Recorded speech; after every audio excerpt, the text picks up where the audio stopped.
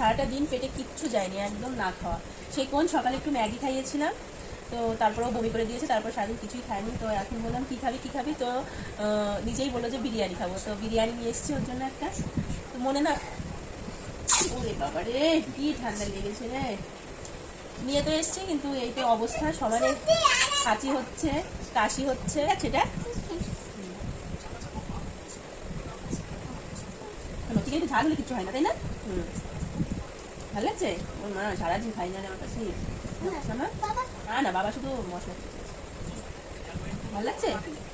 সারাটা দিন না খাওয়া। যে মেয়ে এত ছুটোছুটি করে, এটা ফেলা ওটা ফেলা, এত কথা বলা, সে যদি চুপচাপ শুয়ে থাকে, বাড়ির একটা বাচ্চা যদি চুপচাপ শুয়ে থাকে তাহলে কেমন লাগে?